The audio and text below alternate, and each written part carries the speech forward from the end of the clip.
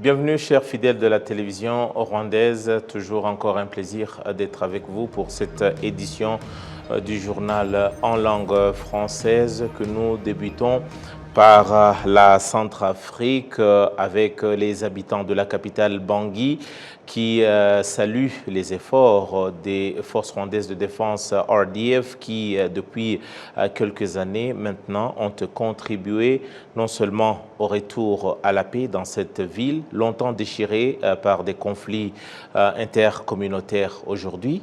Cette même armée contribue à l'éducation, notamment pour ce qui est de l'harmonie au niveau de la population. Les détails avec notre confrère Jean-Damascène Manishimwe qui est sur place à Bangui. 22h30, la circulation est encore intense au quartier de Marabena, dans la capitale centrafricaine Bangui. De part et d'autre, les forces rwandaises de défense qui opèrent au sein de la force onusienne de la MINUSCA sillonnent la ville en vue à la sauvegarde de la sécurité. Pendant la journée, le trafic devient beaucoup plus important dans tous les quartiers de Bangui. La population locale affirme que cette situation est le résultat des opérations menées par les forces rwandaises de défense dès leur arrivée dans la capitale centrafricaine, ce qui fait leur fierté. Ici, déjà, en République centrafricaine, nous nous sentons déjà mieux parce qu'il y a les activités qui sont des activités quotidiennes. Les gens voient à leurs occupations, il y a l'école qui est là, même, il n'y a pas de cela 2 jours, on vient même de proclamer le résultat des examens de baccalauréat. Donc ça veut dire qu'il y a la paix. Cet examen s'est fait sur toute l'étendue du territoire. Et ce sont ces contingents-là qui nous ont amenés vraiment à avoir cette stabilité dont nous sommes, la cohésion sociale. C'est eux-mêmes qui nous ont parlé de ça et maintenant on a une cohabitation avec les musulmans, avec toutes les couches. Toutes les couches qui sont en République centrafricaine, toutes les races quoi. Il y a beaucoup de sécurités qui sont là. Les femmes sortent à partir de 4 du matin pour aller chercher leurs légumes et venir vendre ça au niveau des marchés. Donc moi je vois qu'il y a beaucoup de... Avant, c'est fort, il y a des braquages qui sont là, il y a des VBG, on prend les femmes violées dans les quartiers, dans les rues. Mais par rapport à l'arrivée des Rwandais là, moi je vois qu'il y a des changements, beaucoup de changements. Beaucoup de changements, il y a des sécurités qui est là, vraiment il y a des circulations dans les quartiers, dans les rues, tout ça là, vraiment il y a des paix.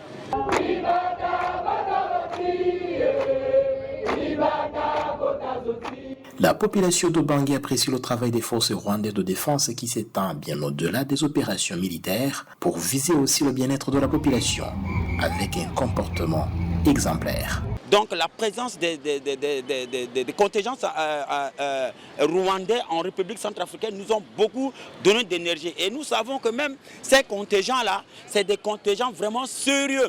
Ils sont disciplinés. C'est des hommes vraiment disciplinés, qui sont honnêtes, qui sont vraiment habiles. Qui sont vraiment habiles. Et nous voyons dans leur comportement, même les bistrots que vous voyez au bord de la route, là, les bars là, les Rwandais ne sont pas dedans. Les Rwandais, c'est leur boulot qu'ils préfèrent mieux. Moi, je vois qu'il faut les Rwandais restent toujours en Centrafrique parce que grâce à eux que nous sommes là, à l'aise, tranquilles, et se promener n'importe quoi. Maintenant, on arrive à la maison même à 23h. Même pas. À 18h, nous sommes là déjà à la maison. À 18h, 17h, les gens sont là à la maison. Mais maintenant, tu peux te promener, arriver à 22h, 23h. Les habitants de la capitale centrafricaine Bangui souhaitent que la paix et la sécurité retrouvée se pérennisent et servent de levier au développement durable de la République centrafricaine. Jean-Damascène Manishimwe depuis Bangui pour la télévision rwandaise. Merci beaucoup donc Jean-Damascène Manishimwe qui est sur place à Bangui. C'est sur ce point que j'en profite pour accueillir notre invité, le journaliste et analyste politique Tite Gatabazi Rutikanga. Bienvenue dans le studio, Tite. Merci. Voilà. Tite, on vient de le suivre dans le reportage de Manishimwe. Bangui, la Centrafrique, les témoignages des habitants sont clairs. À quelle situation ou dans quelle situation le Rwanda a retrouvé la Centrafrique il y a cela quelques années, notamment dans le cadre de maintien de la paix? La Centrafrique était au bord du gouffre. Hein. Ouais, il y a Bozizé qui reprenait presque le pouvoir à Bangui. La Centrafrique est un pays qui a une mauvaise tradition, la tradition des coups d'État. On ne peut pas compter le nombre de coups d'État qu'il y a eu là-bas, les milices à la fois religieuses et tribales qui sont aux mains des seigneurs de guerre comme ça. C'est pour ça que ce pays riche et assez étendu ne s'est jamais développé. Et donc le Rwanda arrive au très mauvais moment, sauve la mise des élections et remet, si vous voulez, le pays sur les rails. Et on entend là-bas qu'ils interviennent dans la reconstruction des écoles. Ça ne m'étonne pas, ils le font au Rwanda. Et ils interviennent dans la reconstruction des infrastructures. Donc, la doctrine de l'armée rwandaise, ce n'est pas que faire des actions militaires. C'est aussi soutenir des actions sociales. Et au premier chef desquelles, les infrastructures, je crois que ceux qui sont au Mozambique font aussi la même chose. Tite, on doit dire qu'au départ, ce n'était pas, pour être honnête, au départ, ce n'était pas une mission facile, ce n'était pas un pari gagné. Il faut être conscient et surtout réaliste. Le Rwanda est parti, on va dire c'était quand même un pari qui s'était lancé en tant que pays, mais en tant qu'un pays qui a vraiment pris à bras-le-corps la mission de maintien de la paix. Je crois que le Rwanda part de son expérience. Hein? On a eu la guerre de libération, on avait les casques bleus au Rwanda, on a vu ce qu'ils ont fait. Donc, il faut rappeler que quand on demande, les Nations Unies demandent au Rwanda d'aller au Soudan, c'est le Rwanda qui fait changer les règles des Nations Unies. Le Rwanda dit, je ne vous envoie pas les militaires pour aller se faire tuer par les Janjaouides. Un militaire rwandais qui trouve des milices en train de persécuter les gens, il a une arme, il doit s'en servir. Et c'est là que les Nations Unies changent la règle. Mais en Centrafrique, il y a une double mission au Rwanda. Il y a ceux qui sont partis dans le cadre des Nations Unies avec la lourdeur qu'on connaît du système des Nations Unies. Et la lourdeur, vous faites allusion à toute la bureaucratie. La bureaucratie onusienne. On l'a vu en ex-Yougoslavie, on l'a vu au Rwanda. Avec la Minoire. Voilà. Et donc, faute de pouvoir changer toute la machine onusienne, je crois que les autorités centrafricaines sollicitent et obtiennent une coopération bilatérale. Il y a un autre groupe de militaires rwandais qui partent en Centrafrique en bilatéral. Et eux, honnêtement, ils sont 2 fois plus efficaces, plus rapides que leurs collègues qui sont aux Nations Unies et qui portent le casque bleu. C'est ce que nous venons de suivre dans les témoignages. Quand on nous dit, ça nous permet, nous, habitants de Bangui, non seulement d'être en sécurité, mais d'admirer aussi leur discipline, leur savoir-faire, et ils sont très polis avec les gens. Et donc ça fait quand même non seulement leur fierté à eux, mais à nous aussi, qui regardons ça et qui disons bravo les gars. C'est vrai, on parle de Bangui, on vient de le suivre dans ce reportage de Jean Damascène Manishimwe. C'est un reportage avec autant de témoignages très sincères. Vous sentez que ça vient du fond du cœur. Mais si on parle de Bangui, Tite, 2024, c'est en 2004 justement que le Rwanda a commencé sa première mission de maintien de la paix. 10 ans seulement après le génocide perpétré contre les Tutsis en 1994, 2004, le Rwanda se lance un défi pour aller au Darfour avec la milice des Janjaweed. Vous les avez cités tout à l'heure. Ce n'était pas une situation si facile. Tite, 20 ans plus tard, est-ce que le monde aura donné raison au Rwanda? Est-ce que le Rwanda aura, disons, défié ses détracteurs par rapport à la mission qu'il s'est assignée, celle de maintien de la paix à travers différents pays? J'aime pas trop qu'on dise que le Rwanda défie qui que ce soit. On m'a déjà posé ce lapin à Africa 24. Le président Kagame défie l'Occident. Le Rwanda ne défie pas. Moi, je parle le Rwanda qui défie ses détracteurs. Non, non. Le Rwanda post-génocide contre les Tutsis bâtit sa reconstruction sur son armée. Et donc, ces gens qui viennent de passer 4 ans à combattre le régime génocidaire sont le socle sur lequel on bâtit l'armée, la police et les services de renseignement. Le Rwanda, les autorités rwandaises, déjà à l'époque, sont conscientes qu'il ne faut compter que sur soi-même. Ça veut dire quoi? Ça veut dire qu'il faut bâtir sa propre sécurité. Qu'on ne peut pas continuer à tendre la main et à obtenir des ONG, des diktats. Nous, on intervient en agriculture, nous, on va construire une école là-bas. Non, non.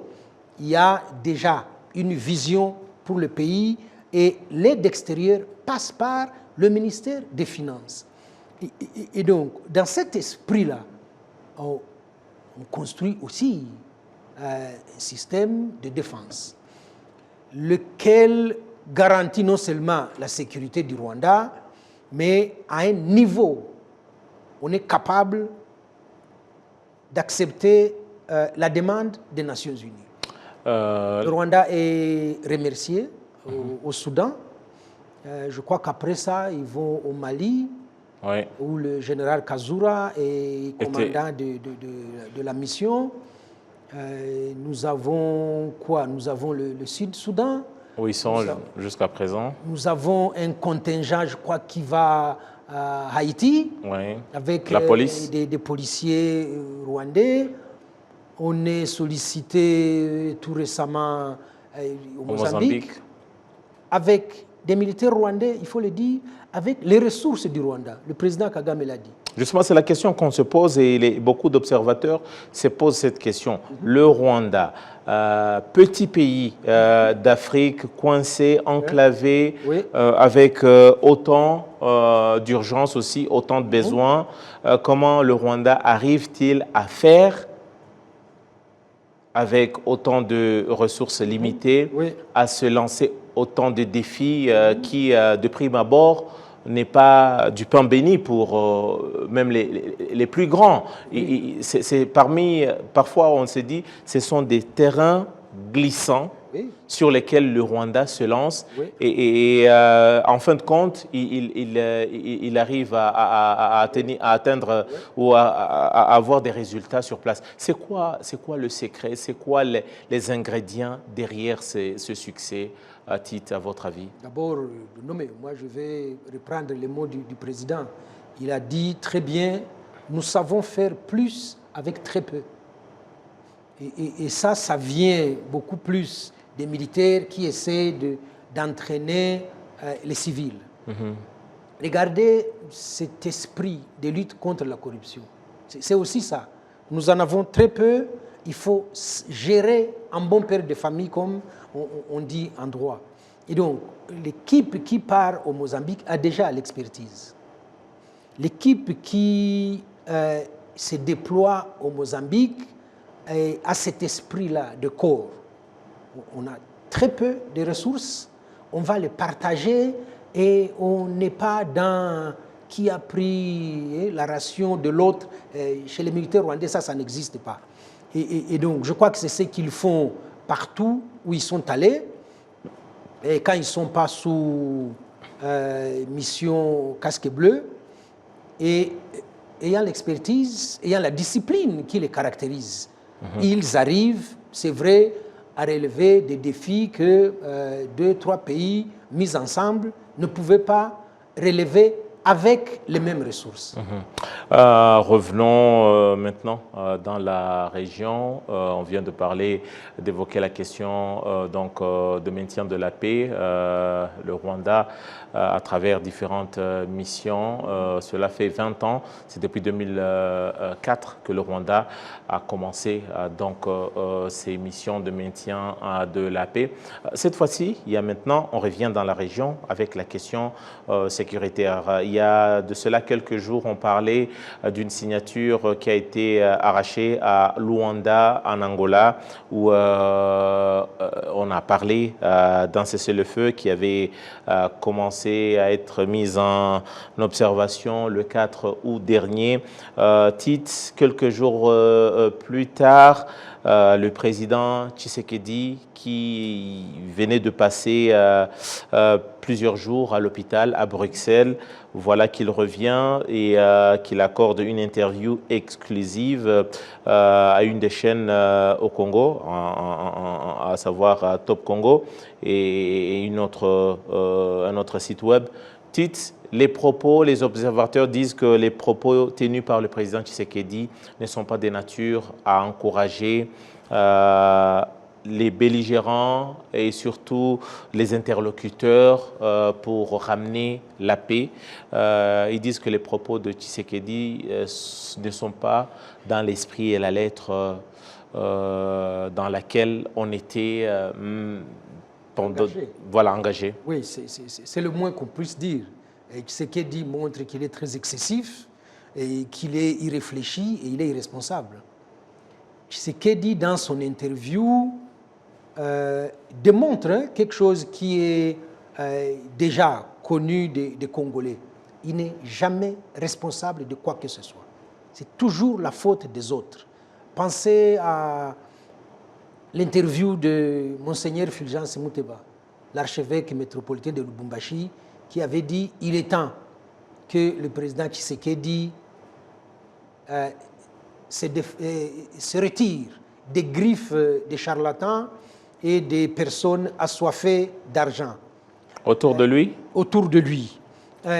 Qu'il considère, avec beaucoup d'éléments, que le président Tshisekedi est dans une course effrénée de recherche de boucs émissaires pour justifier ses propres échecs. Il l'a encore dit devant Top Congo. Il demande même aux Congolais, il a le kilo, Tshisekedi, il demande aux Congolais de patienter, de ne pas lui demander de compte. Il vient de commencer. Ça fait 6 ans qu'il est au pouvoir. Tshisekedi, dans son propos, ne s'exprime pas comme un chef d'État. Il n'y a pas un minimum de langage diplomatique. Il n'y a pas d'analyse politique dans son propos. Il est comme... Là, vous faites peut-être allusion, Tite, il a, parmi les nouveautés, les choses, il a nommément dit et surtout pointé du doigt l'ancien président Joseph Kabila d'être, par exemple, l'instigateur et l'homme derrière l'AFC, AFC aujourd'hui, qui est donc allié au M23. Pour vous, a-t-il les preuves de ces allégations?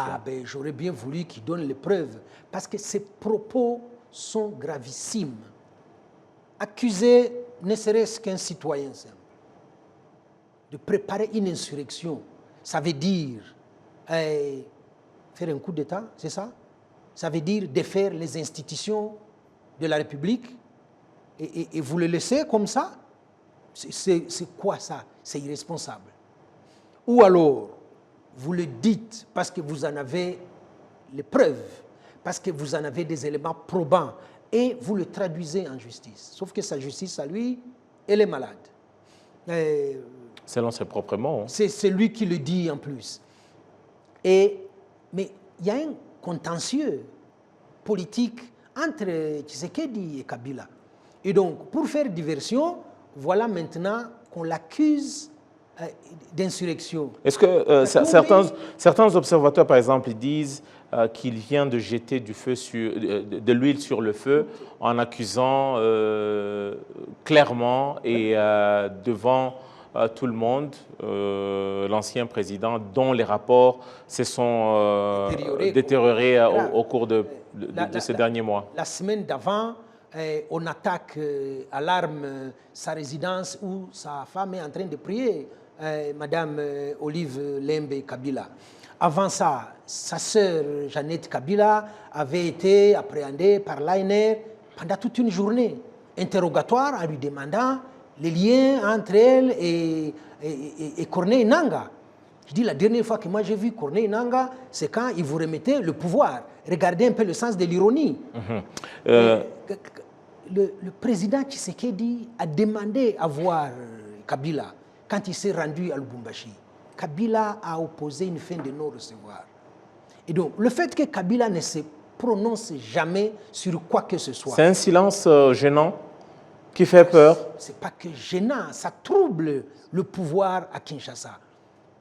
Kabila fait une analyse froide de la situation. Il a été trahi, il prend acte. Le pays va très mal au niveau de la gouvernance, des corruptions, des détournements, du tribalisme. Il dit ce n'est pas la peine d'aller aux élections et de cautionner cette mascarade. Alors, son parti, je finis. Oui. Son parti ne présentera ni des candidats à la présidence, ni des députés. Et d'ailleurs, le président Tshisekedi a clairement dit, il a désigné donc d'être derrière toutes ces manipulations. Voilà. Il a cité la liste des opposants et il les a catégorisés, une chose qui n'a pas en tout cas rencontré voilà, l'aval de tous. Mais maintenant, en revenant sur ces propos qui affectent la situation sécuritaire, il a dit clairement « niet à toute négociation, à tout dialogue avec le M23 », l'AFC 20 M23, tant que lui sera le président de la RDC. En d'autres termes, il dit non au processus de Nairobi. Oui, il confirme les éléments qu'on a vu venir. Hein. La délégation qui va à Nairobi et qui torpille la réunion de Nairobi sous la houlette. Quelles sont les conséquences, par exemple, de ces propos sur ce processus-là? Les interlocuteurs dont je parlais, lui-même a évoqué le président Uhuru en saluant ses efforts et tout ça. Oui, est-ce que ce n'est pas quelque chose, quelque part, c'est pas dire une chose et son contraire à la fois, dire non M23, sachant tous les efforts qui ont été fournis pour essayer un peu de rapprocher les gens? Tshisekedi ne se rend pas compte qu'il a échoué lamentablement sur une chose fondamentale. C'est de délégitimer la cause du M23. Il a tout fait. Il a inventé, il a insulté, il n'a pas réussi à délégitimer la cause du M23. La deuxième erreur, c'est de jeter comme ça le processus de Nairobi, qui est quand même le produit des concertations au niveau de la région. Chercher à ne faire crédit qu'à Luanda, l'affaire de route de Rwanda, c'est le contentieux entre la République démocratique du Congo et le Rwanda sur la question des FDLR qui sont dans le communiqué du 30 juillet. Et donc, vous n'allez pas ramener les groupes armés à Luanda. Ce n'est pas dans la... C'est l'amalgame. Il fait beaucoup de diversions, il veut mélanger tout. Le président Lorenzo n'est pas en charge des Wazalendo, des Kodeko à Ituri, du Twigwaneho dans le sud Kivu. Ce n'est pas dans le dossier du président Lorenzo. Pourquoi il veut lui filer ça? Je vais vous dire pourquoi. Il tue un processus pour... Non, ce n'est pas... Pour l'inclure dans l'autre? Ce n'est pas tuer le processus. On tue Nairobi pour l'inclure à Luanda. Tshisekedi est sous la coupe des seigneurs de guerre. Joël Kitenge, membre influent de l'UDPS, cite des noms des ministres en fonction qui entretiennent des groupes armés à l'Est. Ces gens ramènent des sacs de dollars au chef de l'État. Il ne peut pas s'en défaire. Et donc, pour ne pas parler de ces sujets-là qui fâchent, aller au dialogue, citer des noms, des gens qui entretiennent les groupes armés, autant ne pas en parler et faire une fixation sur les M23, parler d'une fumeuse agression rwandaise. Il veut protéger des alliés, mais qui engrangent beaucoup d'argent et qui alimentent comme ça la classe politique à Kinshasa.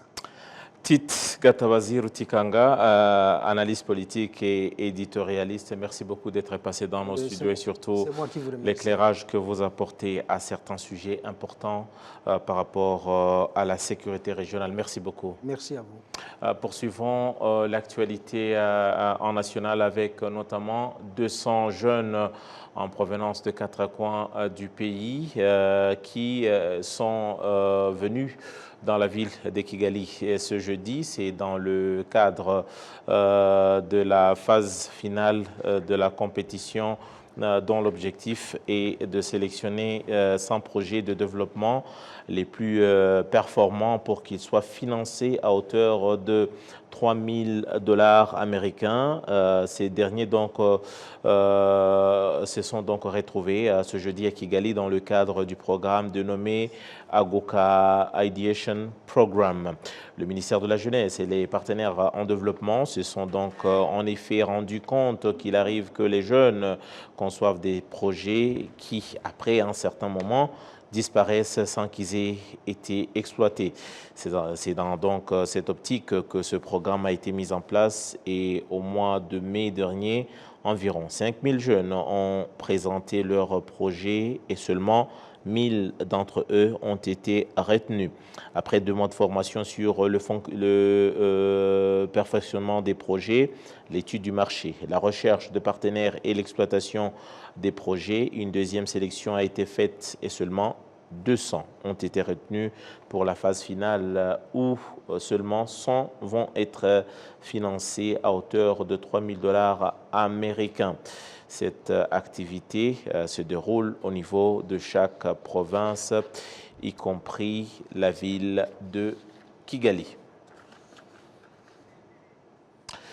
Et c'est donc par cet élément que nous mettons un point final à notre édition de la journée, une édition qui s'est focalisée sur la situation sécuritaire, notamment avec le Rwanda qui vient de totaliser 20 ans de mission de maintien de la paix à travers le continent africain, mais également on a vu la part du gouvernement rwandais et surtout de son armée dans la reconstruction et le progrès de certains pays, notamment le cas de la Centrafrique, où notre confrère Jean Damascène Manishimwe nous a présenté la situation. On est également revenu sur les propos du chef de l'État congolais qui, pour nombreux observateurs, sont de nature à piétiner les efforts de paix qui ont été déclenchés au cours de ces derniers jours. Merci donc à toutes les équipes au niveau de la régie. En mon nom propre, je vous dis grand merci. J'aurai tout le plaisir de vous retrouver très prochainement pour une nouvelle édition du journal en langue française. Merci et restez bien fidèles à nos programmes.